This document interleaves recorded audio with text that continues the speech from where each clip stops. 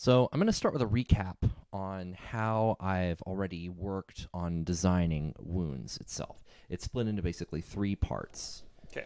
We've got type, which is what you read into the JSON. It's static. You read in these values, and they are not mutable at all. We've got a couple of different parts to it. We've got a pain variable, which is how much pain the wound would cause when it's active. We've got a time, or maybe age, you could call it, variable, which is like how long the wound takes to heal normally. Okay.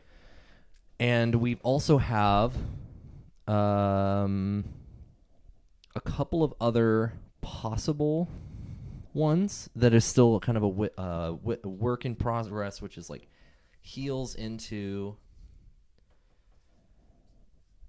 and infects into. This is like a concept of when the wound is done healing, does it turn into a scar or a slightly less painful wound with less effects? Or if infection happens, what does it turn into? Does it turn into open sore that doesn't heal? Yeah, progression of the wound. Exactly. And we also, this is basically the part of the wound that you don't need to necessarily worry about adjusting while you're in the game itself, in the code.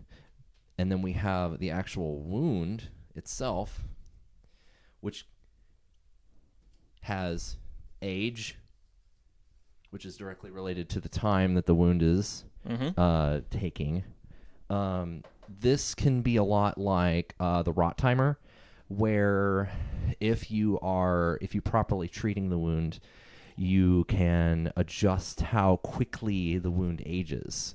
Okay, that makes sense. Or if it's being infected, it ages much more slowly, and if it's totally infected, then it's not aging anymore. Yeah, and that will stop healing because age is generally positive in this case. Yes, exactly. We also have an infection value. I'm going to switch markers to Sure. See if I can find a good green one for back. yeah. So we've got age, and we've got an infection value, which I wrote down as a double.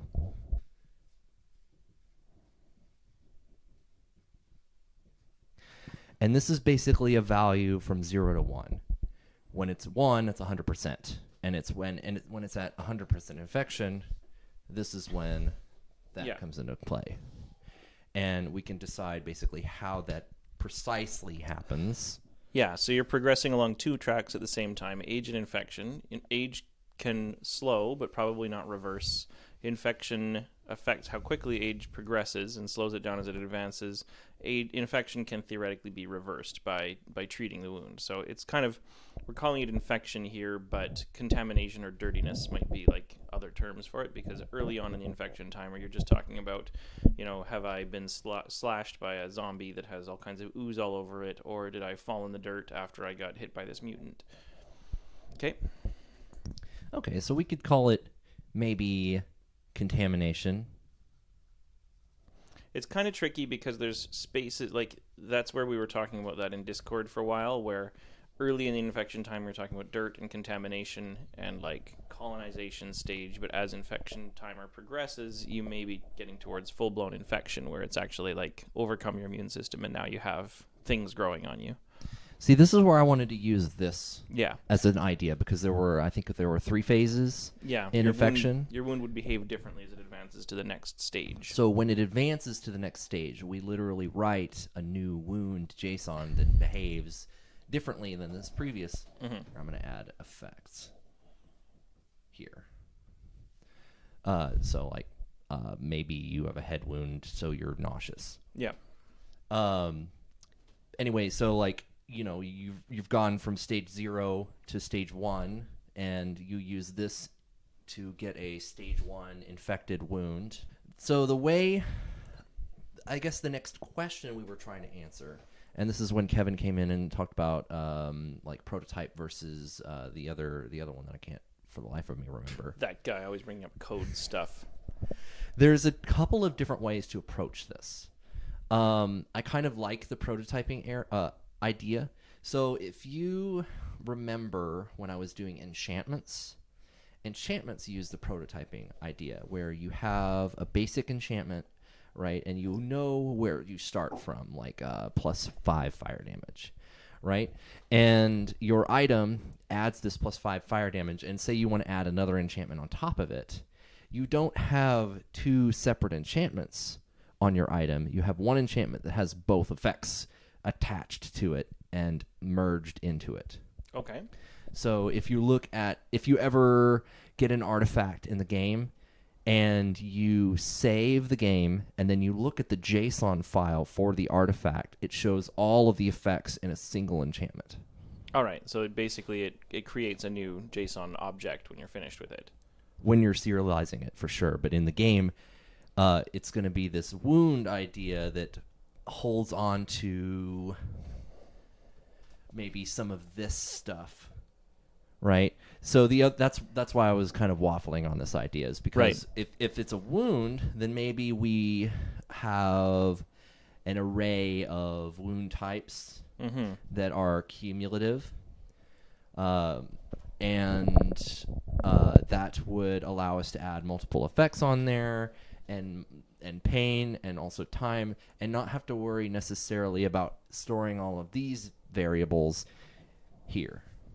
I mean, that's sort of how I picture it working, because you're going to have, and you'd probably wind up, or there's a decent chance we'll wind up with multiple layers, or with an additional layer besides type and wound, because there's a number of stages here where things are going to have a lot in common, but then shift when you change it. So, for example, type could be head wound, and then you may have another setting for like a slashing versus a blunt versus a piercing attack to the head, or in general, I should say. You would combine those two effects plus specific details of the wound, like age and infection stage, that don't matter if it's in a head or somewhere else. So you've got 3 different components there that you're pulling together, because the fact that it's a hit to the head is going to confer certain things, regardless of if you've been slashed in the head or bashed in the head or shot in the head. And then the type of damage that it's going to do is going to confer certain things regardless of where you were hit. And then the wound age tracking is going to be something we need for every wound. So if we used, I don't know if prototyping is specifically a tool for this, but it sounds like it is, where you'd have those different parts and you would merge them together to create the final wound object when you serialize it. So there are additional. There's an additional layer to this that I haven't gotten to yet. It's another object that I've called limb wounds, and it is basically it's a vector of wounds.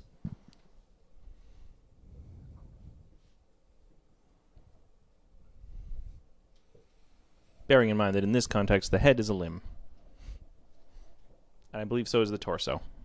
Yes, it is. And so is the appendix. As it would be, of course. Cataclysm. So this list of wounds here, this is basically how we're going to interact with all of these when we're adding wounds, when we're looking at the data that comes out of them, like how much pain are my wounds on my arm causing me? What effects are the wounds on my arm causing me? And this is kind of where the prototype is, but it's not really a prototype, because the prototype is, well, it's just saving a value and then it's updating the value with all the new stuff that you're adding to it. Yeah. So I suppose now we're thinking about what kind of approach are we going to take when we are under attack. So, like, how are we going to determine which wound to select, you mean? Exactly. We have a basic concept of how we can implement a wound into JSON right now. Okay. Currently, with this current code, it can change, of course. So we know like effects, pain, time, etc. right? And we get hit in the torso by a claw. All right. Let's switch boards and keep that up for a sec. I think this will still be pretty visible. Yep. So somewhere along the way, we have something that attacks you. I think we need to make sure that this is independent of whether it's a monster or an NPC or anything like that. This should be all stored within the attack data itself. So Yes, exactly. currently attack data, I'm trying to think if there's anything that I'm missing. I don't know why I'm writing this in lowercase. Here we are. Stores the damage type. Stores the damage. And then it stores a few other things like, is it a hit? And I believe if it doesn't already, we can easily store like hit quality, like how close to the center of the hitbox it hits, which may be important if we're trying to determine things like a graze or depth. We don't necessarily need that all to be damaged. And then other things that we could potentially import into this are things like momentum, based on like the mass of the thing attacking you. Wouldn't you say that momentum possibly is just a secondary characteristic of the attack itself Probably. and giving us some of these values? I'm mostly just thinking about things that we may want to have access to later. Not necessarily things we're going to use, but like stuff that would be fairly easy to import if we chose to, right? So mostly, I think we're going to make our decision using damage type and damage and maybe hit quality. Now, by hit quality, I partly mean is it a critical hit or things like that, but mostly I just mean like when the monster or the NPC rolled its attack. For those watching who don't know, essentially what we do, I'll probably get this wrong and Kevin will laugh, but this is close enough for government work. Basically, we treat the monster as if it's a circle, and the hit roll uses a normal curve to determine how close to the center of this target you got. So all things as far as the game is concerned are giant blobs. And it's most likely that you'll get, you're going to get a hit roll that's somewhere over here, and then we're going to determine that, you hit somewhere like this. And it does follow in 2 dimensions, and it's actually surprisingly complicated. We don't just roll a d20 and add your attack modifier, but that does mean that we can track how close you were to essentially the center of the target. I will also add that not only is it are they blobs, but they have limbs attached that are in arbitrary locations at any arbitrary point of time. So they're flopping around all over everywhere. Yeah. And that's how it randomly decides whether or not you get hit in a limb. So really we're all Shoggoths in Cataclysm. Yes. You just didn't know it. So welcome. Even your head is just kind of... Yeah. It's just another blob. And your appendix, as previously mentioned, is just hanging off of you. It's a weird way to be, but that's the game. So I'm saying that because I think this is one that very well might have more of a role, especially because, so the other thing to think about is what we're randomizing. We are randomizing damage. We may want to relook at this and see if that's necessary to do, because we may start using hit quality more. So anyway, so damage type, this is something that may very well become JSONizable. Which is something we should consider when we're designing wounds, is are we going to hardcode damage types or are we going to JSONize damage types? And if we JSONize them, we're probably going to want to have on the back end some secondary thing that is still hard-coded, because there's only so many ways that you can hurt a person or a zombie. So I actually have something to add there. Candleberry and I spoke in, I think it was the mod development chat, about damage type specifically. You might remember. Yeah, that's what I'm referring to. And I don't think hardcode is the right way to refer to it, but okay. Let me add a little thing here to the bottom. So do you remember when I wrote enchantment procgen? Yep. This is something that I've had in my mind for a while as one way to approach how we generate a wound when you get hit. All right? So there's going to be some kind of table.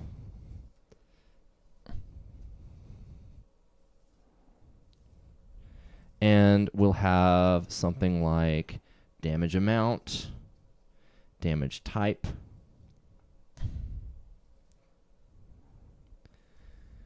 and basically the wound that is associated with it. And this would be, 1 through 5 slashing damage. Okay. And you'd get a small cut.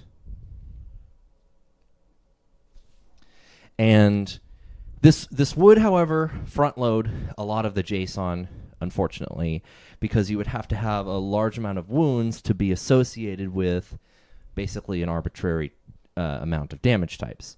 However, this table would allow you to use this part as a pure JSON entity when we switch over to JSON damage types. Yeah.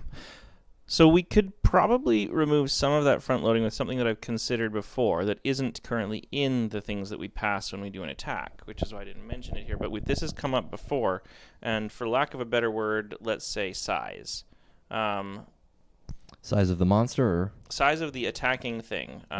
So cross-section. Oh, great. No, I want to keep using the same color. It'll be very confusing for everyone else.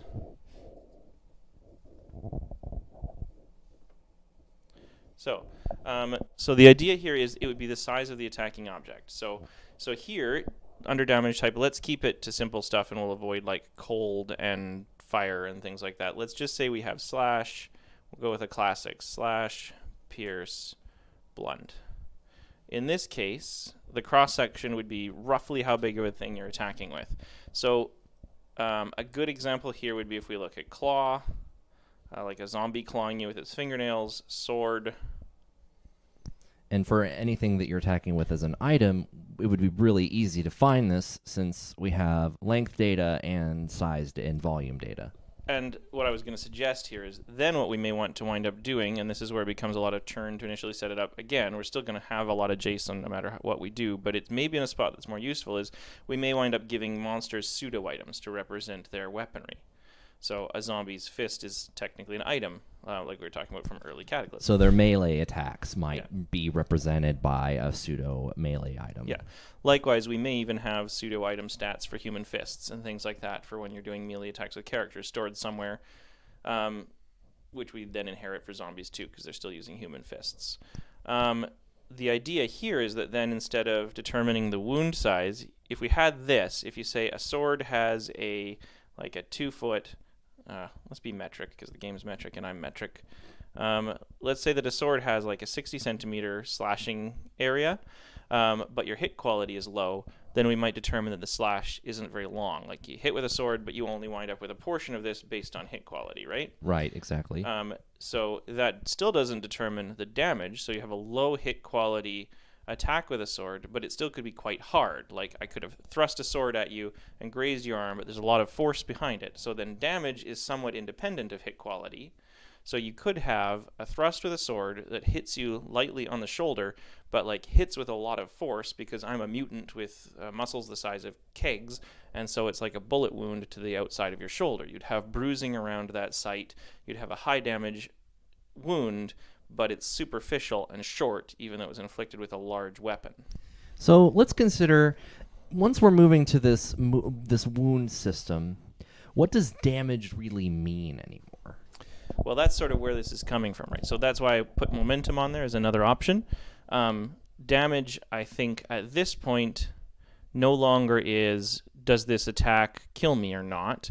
But like it's still a useful term and it's still a useful thing to probably keep because it abstracts a lot of things that can stay abstracted. They don't need to be more specific.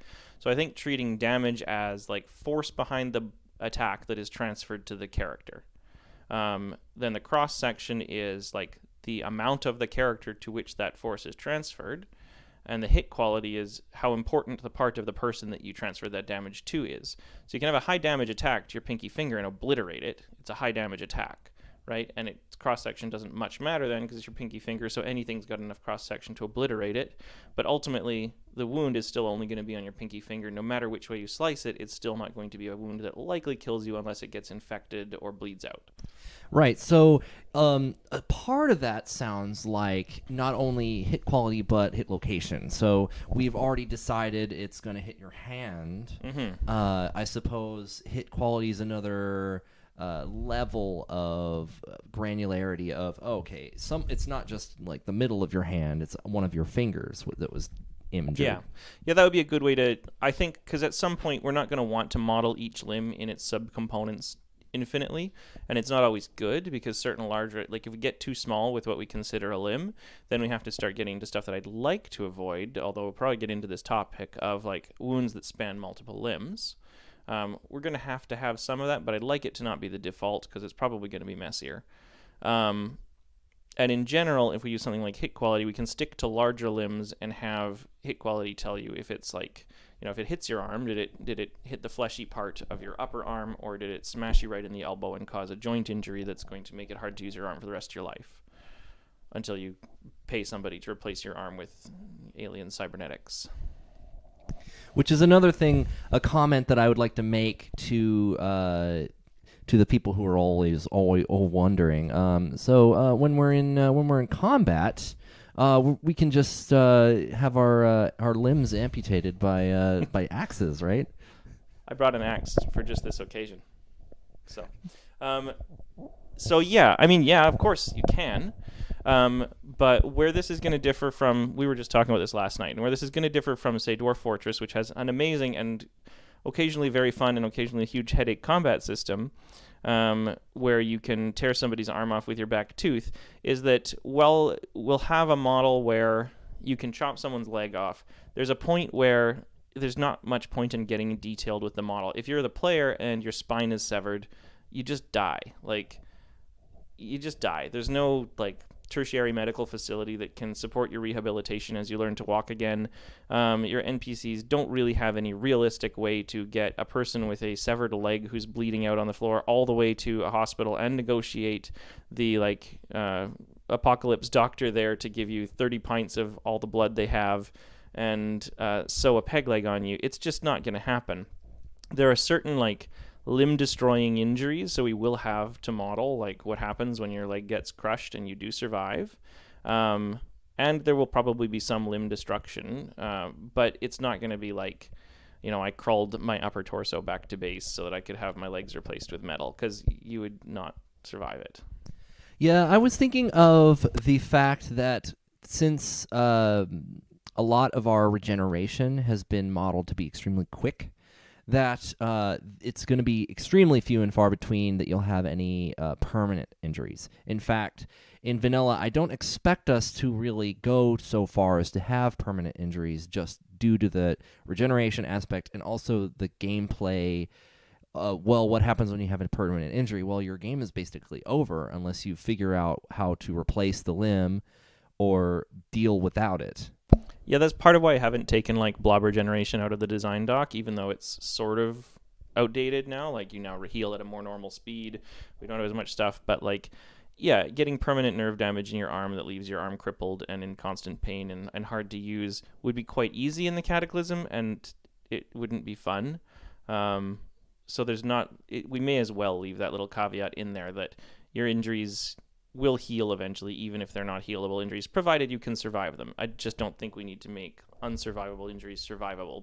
Partly because, most of the time, I suspect once we get this in the game, it's actually probably going to make you tougher. In a general sense, there's going to be a lot more wounds that you take during the course of a fight that you don't have hit points. So if you're taking light scratches to your outer arm, it's going to take a very long time for it to actually disable your arm. You're going to have to deal with infection and healing, which is going to take a long time. But, you can keep fighting. Adrenaline is going to mean you can keep fighting, if nothing else. People do that. So probably for the most part, this will make you tougher. The downside is that things that you might read as being non-fatal attacks are fatal attacks. A severed leg above the knee is going to kill you. You can't tourniquet that shit. I think I also will consider talking about wounds that basically make it so that you take more damage, but not really more damage. Like for, say, you take a bunch of scratches to your arm. Eventually, that's going to add up somehow. And there's going to be some kind of threshold that we add to maybe here, like a damage threshold.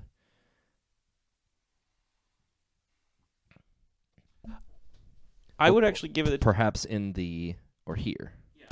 Yeah, somewhere like that. I would actually give it the term Mangle, because first of all, we haven't used the word Mangle in here, and it should be in our wounds model somewhere, for obvious reasons.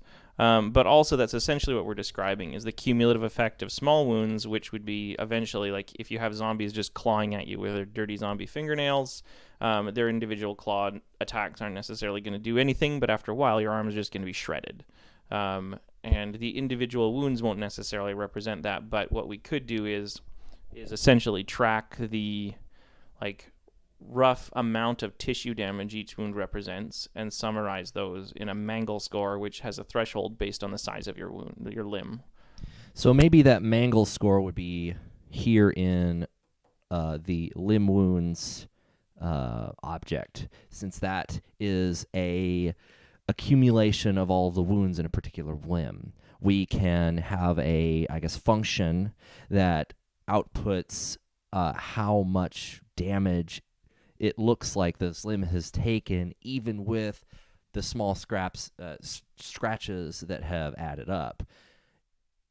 I think that's a good way to do it, and I think damage, like here we're actually almost reverting back to the old damage model in a way. Like that's really what it is ultimately, but it's more complicated and there's other things on top of it. But at some point, the damage that you're taking to the wound, multiplied by the cross section, like we'll go down to here and we'll figure out from all this stuff how big the wound is, and then that size of the wound is essentially very similar to the old damage score.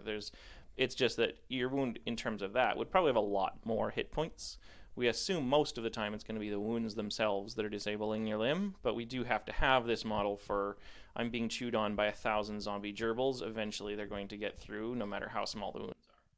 Yes, and I definitely want to add in how we are going to heal wounds like this. Now, currently in the game, you are bandaging your limbs. In this system, we're going to be bandaging individual wounds, so we're going to have that like cross-section somehow variable or something like that. Something here where you like bandaging...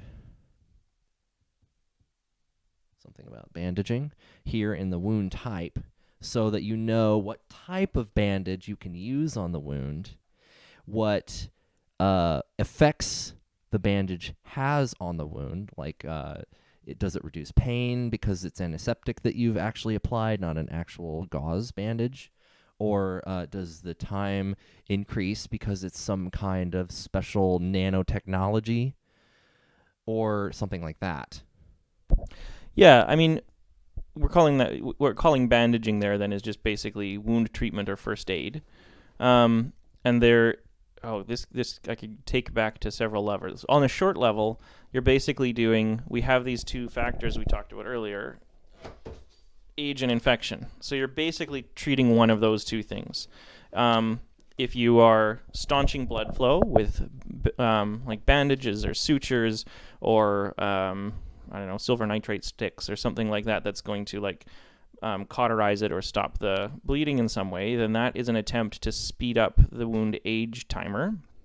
And also, this is where I could get into the weeds, and I will in a minute, but it's also to treat secondary effects of the wound that could be fatal. And then the other thing that you would be doing with initial wound treatment is cleaning to reduce the rate at which your infection increases. And most of the time, most of the cleaning you're going to see players doing is going to reduce the rate infection increases rather than revert the rate infection increases. So, but both of those should be possible. Like if you're taking antibiotics and they're the correct antibiotics, it should be reducing your infection counter.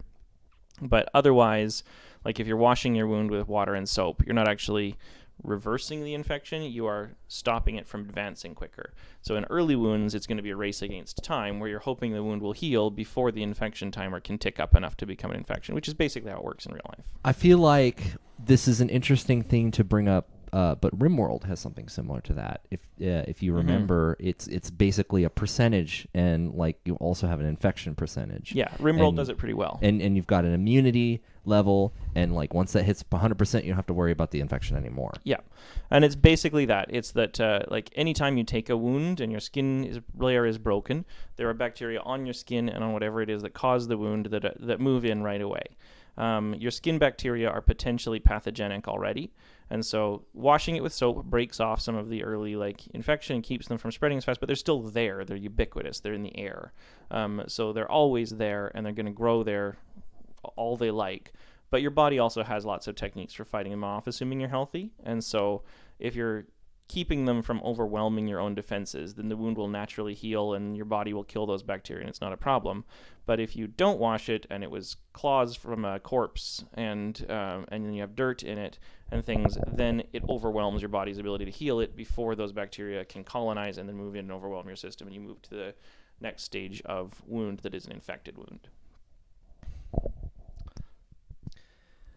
Are there any other things that we might need to cover here on wounds, or is this pretty exhaustive? I mean, I'd have to see for sure how it's going to look in terms of JSON. Like, there's lots of details that we'd want in wounds that are some of the stuff we put on our other whiteboard, like the length and the depth of the wound. Some of this stuff comes down to effects. Like, the length and depth of a wound probably are best modeled just as effects, which is the weeds that I want to get into in a moment, which is that, like, on its own, it doesn't really matter if, like, independent of anything else, it doesn't matter how long your wound is. The best example being a zombie with no blood. Like, if you put a long slash across a zombie's body that doesn't stop it from moving at you, it doesn't care. It's not going to cause it any additional harm. To stop the zombie, you have to, in a classic case, destroy the brain. Or in our case, mangle it to the point that it can't move anymore, right? Now, we're not using wounds in zombies, but what I'm using that as an example because the effects are what are actually going to kill you with the wound, or and infections as well, which are still under effects. So probably we're going to track length and depth of the wound and what potential organs it hit under effects, but that's the last thing that I want to know about is if a wound hits a person, how do we determine if it's hit an artery? How do we determine if it's hit an organ? And then what secondary effects it caused? So I would say that with my current model that I have right now, that determination is going to be made here in the table. So if it's hit an artery, it's either got a higher hit quality or a higher damage or something like that. And we would have, we would come across that like, okay, if this does 30 damage to your arm, it's going to be a severe slash across your arm and it's going to bleed a lot. Okay. So, and maybe additionally, you'll lose a little bit of arm function due to severing maybe some muscles or tendons or something like that. Independent of pain, which is a nice thing to model. Pain, yes. Damage is a term, again, that we need to come back to quickly, and then I think we should take a short break and then reopen this to discuss effects and wounds that can kill you. Damage is a term that's going to get loaded, and I hate it how we've done this so many times in the game, so I want to try to avoid doing it in too many places.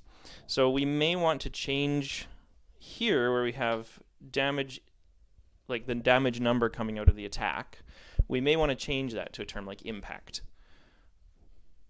So that we can then use the impact and the quality and this cross-section of the wound to determine the damage inflicted to the limb, where the damage there, you can have a high, like we were discussing earlier, if we change the word to impact, you have a high impact injury that does very little damage to your wound, to your body. So like using relative wounds, say you take a gunshot, it's going to be a high impact wound no matter where it is, and no matter where it hits, it's going to cause a lot of damage, but based on hit quality, it may hit you in the stomach, which would leave you in a lot of pain but still able to process and fight a little bit, or it may hit you in the heart, which will be the same impact but much higher damage because it kills you instantly.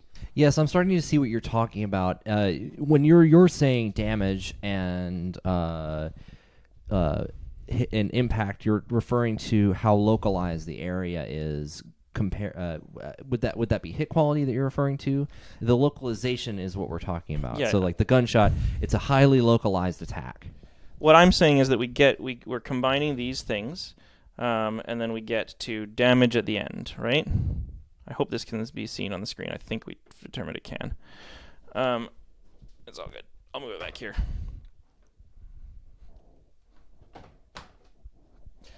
You know what a good term here would be? It's power. So we take the power, the hit quality, and the cross-section. We combine those things. We no longer need the number 60 centimeter here. We combine those things, and here is the spot where we do some maths on them and some randomness. And in the end, we determine damage. So this is after we've decided what limb it is. Like this is after the attack has been located to a limb or the torso or whatever. But we're going to look at the damage type, the damage power, the hit quality, and the cross section. Combine those to determine damage, and then we're going to pass that down to your table here. Now your table is going to say what kind of a wound that is, but most of the information is already passed to it. Like we now know that it's a high. Not necessarily a high power attack, but a high damage attack. So we already know we need to be selecting stuff that hit an artery or hit a nerve or hit an organ because the damage is high. So we're kind of going backwards in it from how you might logically think of it. We're not saying I hit an organ, so I'm going to do a lot of damage. We're saying I looked at this attack and it determined that it's going to be a bad one. So now I need to figure out what effects it applied that made it such a bad wound. Yes, and actually I'm going to circle around again to prototyping. So I think I've mentioned earlier on this very discussion about how I did enchantment procgen. So instead of having this part in JSON, it's basically a hidden object. You can potentially make a JSON wound using this, but the main function of this table would then be to generate one of these using these various stats. So you get things like pain, how long it takes, effects. Yeah, then that's pretty much like exactly what I'm picturing. So we come in with, I mean, in a sense, I think we could actually do this. Well, no, we can't. We still need cross-section at least, so that we know whether or not we're looking for a long slash or a small pierce. But yeah, like mostly these are going to pull back on this and this to create a final object that's going to be sort of procedurally generated, it sounds like. Not quite. Almost directly, actually, if we're going to be using a table like this. There may be some special reasons to use a wound in JSON. It will have a serialization and deserialization function due to the fact that it's going to be saved in the character limbs and such. But I don't know, I can't think off the top of my head a reason to use wounds like this unless it's something like special, like a spell that causes a very specific wound. Right. I mean, and we may have that. Who doesn't want an artifact that's going to cause open sores? So there's situations that we can immediately think of where we'd want that. Mutations are another one where we may want certain mutagens to cause certain wounds permanently or temporarily. Like every time you shoot out your bone claws, you get 3 identical wounds on your hand. So we need access to that, but it's certainly going to be like a special case.